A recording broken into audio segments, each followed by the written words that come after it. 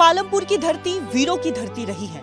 पालमपुर के कई ऐसे वीर जवान हैं जो शहीद हुए, लेकिन कारगिल युद्ध की बात करें, जो सबसे पहले जान गंवाने वाले कैप्टन थे, जो देश को लेकर के शहीद हो गए थे, वो पालमपुर गांव के सौरभ कालिया थे। सौरभ वन विहार से आपको तस्वीरें दिखा रहे हैं, उनके नाम पर ये वन विहार भी बनाया जाता है और सबसे पहले कारगिल युद्ध में जान गंवाने वाले कैप्टन सौरभ कालिया होते हैं। अगर कहानी की शुरुआत करें, इतिहास के पन्ने पलट कर देखें तो बताएं आपको कि बजरंग पोस्ट पर दरअसल ये जानकारी मिलती है कि पाकिस्तानी घुसपैठी जो है उन्होंने कब्जा कर लिया है। ऐसे में सौरभ कालिया और उनके साथ इन जवानों को, जिनको स्टैचू के जरिए यहाँ पे दर्शाया गया है, उन्हें बजरंग पोस्ट पर भेजा जाता है। बजरंग पोस्ट पर जब वो जाते हैं उसके बाद उनकी कोई खोज खबर नहीं आती है, जिसके बाद कहीं ना कहीं इस बात की आशंका भी जताई जा रही थी कि आखिर जवानों को क्या हो गया, कैप्टन को क्या हो गया, उनकी कोई खोज खबर नहीं आती है।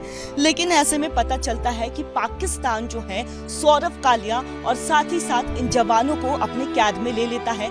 कैद में लेने के बाद 22 दिन तक पाकिस्तान की तरफ से उन्हें कई यातनाएं झेलनी पड़ती है।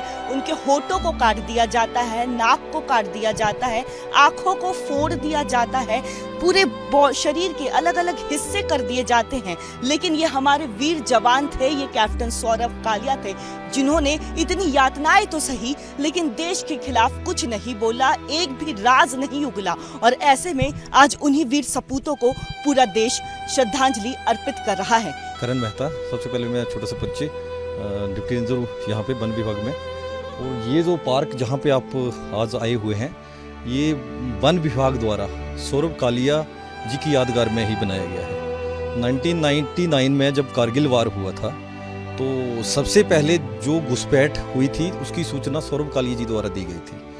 और जब इनको पाकिस्तानी द्वारा पकड़ लिया गया और इन्होंने 22 दिन तक बहुत ही यातनाएं सही, और उसके बारे में बताना इतना मार्मिक है, दृश्य था, मतलब जो इन्होंने इनके साथ दुर्व्यवहार किया था। तो उसके बाद ये शहीद, प्रथम शहीद हुए कारगिल वार में, तो उन्हीं की यादगार में यहाँ पर एक स्मृति वाटिका, ये सौरभ वन विहार का निर्माण किया गया। जब इनकी एजुकेशन चली हुई थी तो यही इसी क्षेत्र से ये बिलोंग करते हैं। तो एजुकेशन के दिनों में जहाँ पर ये इनकी ये स्टैच्यू बना है, ये जो चट्टान है इसके ऊपर ये आकर बैठा करते थे, यहाँ पे काफ़ी अक्सर अच्छा समय बिताया करते थे।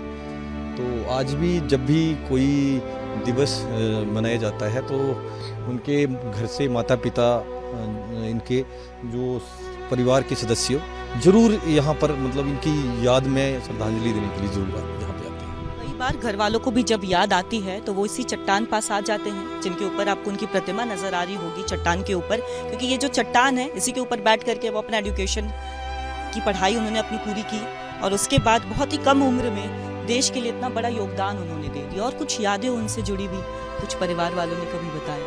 ऐसा तो कुछ नहीं बताया। बाकी मेरा नाम Ramesh Chand, range forest officer Palampur. और ये जो सौरभ कालिया हैं यहीं के रहने वाले थे, पालमपुर के रहने वाले थे। तो उनकी ऐसी जो हिस्ट्री है, जो हमारे डिप्टी रेंजर साहब ने बताई, वैसी हिस्ट्री है। क्योंकि ये जब उस ज़माने में बकरी भेड़ बकरी का ज़्यादा चलन था, पशुधन का, तो आते होंगे यहाँ बकरी या बैठते होंगे यहाँ, मतलब आते पढ़ाई करते थे इस चट्टान के ऊपर। बकरी चलाते थे, पढ़ाई भी करते थे, देश को लेकर के, देश के लिए कुछ कर गुजरने का जुनून भी काफ़ी ज़्यादा था, इसीलिए इतनी कम उम्र में उन्होंने इतना बड़ा योगदान दिया। जी, बस यही है कि जब ये कारगिल की घुसपैठ हुई थी तो सबसे पहले जो इन्फॉर्मेशन इन्हीं के पास आई थी और इन्होंने आगे इसको पास किया। और मतलब बहुत छोटी सी एज में वो शहीद हो गए। और ये जो सौरभ वन विहार है, ये मतलब यहाँ इन्होंने ये अपना ज़्यादा समय यहीं बिताते थे। कभी जैसे इधर आना, स्टडी वगैरह करनी, ज़्यादा यहीं रहते थे। और पालमपुर के लगभग 70% लोगों के साथ इनका ना दिल से लगाव था। तो पालमपुर की धरती वीरों की धरती रही है। पालमपुर के कई ऐसे वीर जवान हैं जो शहीद हुए, लेकिन कारगिल युद्ध की बात करें, जो सबसे पहले जान गंवाने वाले कैप्टन थे, जो देश को लेकर के शहीद हो गए थे, वो पालमपुर गांव के सौरभ कालिया थे। सौरभ वन विहार से आपको तस्वीरें दिखा रहे हैं, उनके नाम पर ये वन विहार भी बनाया जाता है और सबसे पहले कारगिल युद्ध में जान गंवाने वाले कैप्टन सौरभ कालिया होते हैं। अगर कहानी की शुरुआत करें, इतिहास के पन्ने पलटकर देखें तो बताएं आपको कि बजरंग पोस्ट पर दरअसल ये जानकारी मिलती है कि पाकिस्तानी घुसपैठी जो है उन्होंने कब्जा कर लिया है। ऐसे में सौरभ कालिया और उनके साथ इन जवानों को, जिनको स्टैचू के जरिए यहाँ पे दर्शाया गया है, उन्हें बजरंग पोस्ट पर भेजा जाता है। बजरंग पोस्ट पर जब वो जाते हैं उसके बाद उनकी कोई खोज खबर नहीं आती है, जिसके बाद कहीं ना कहीं इस बात की आशंका भी जताई जा रही थी कि आखिर जवानों को क्या हो गया, कैप्टन को क्या हो गया, उनकी कोई खोज खबर नहीं आती है। लेकिन ऐसे में पता चलता है कि पाकिस्तान जो है सौरभ कालिया और साथ ही साथ इन जवानों को अपने कैद में ले लेता है।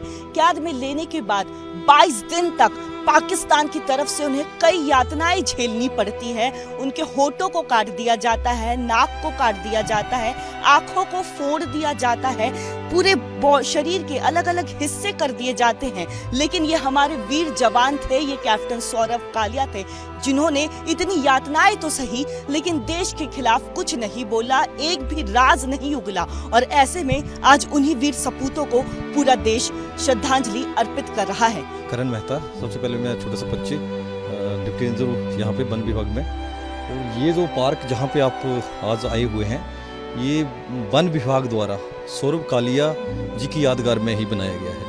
1999 में जब कारगिल वार हुआ था तो सबसे पहले जो घुसपैठ हुई थी उसकी सूचना सौरभ कालिया जी द्वारा दी गई थी। और जब इनको पाकिस्तानी द्वारा पकड़ लिया गया और इन्होंने 22 दिन तक बहुत ही यातनाएं सही, और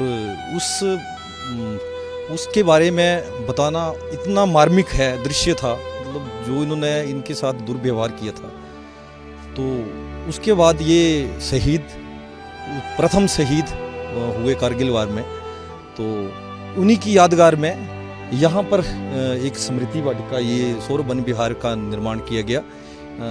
जब इनकी एजुकेशन चली हुई थी तो यही इसी क्षेत्र से ये बिलोंग करते हैं।